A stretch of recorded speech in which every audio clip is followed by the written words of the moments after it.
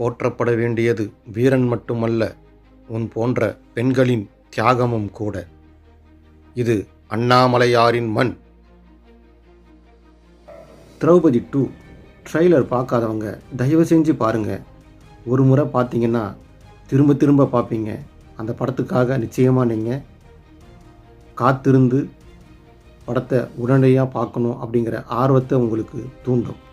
அதில் வர்ற வசனங்கள் தமிழ் படங்களில் இதுவரை வராத வசனங்கள். ஒன்றே குலம் ஒருவனல்ல தேவன் என்கிறது அந்த படத்தின் முக்கியமான வசனம். தீயிலிருந்து பிறந்தவள் இந்த திரௌபதி என்கிறாள் ஒரு பெண். தென்னாடுடைய சிவனையை போற்றி எந்நாற்றவர்க்கும் இறைவா போற்றி என்கிற முழக்கம் அந்த திரைக்கதையில் இருக்கிறது. வெற்றிவேல் வீரவேல் என்று கர்ஜிக்கிறார்கள்.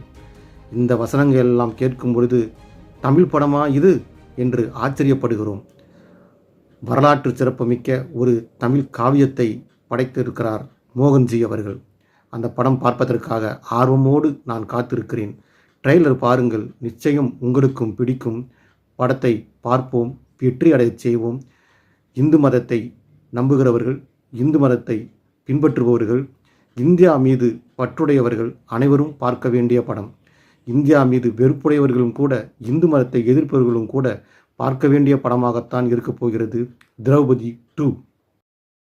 ஜெய் ஸ்ரீராம், ஜெய் ஸ்ரீராம். பார்ப்போம்.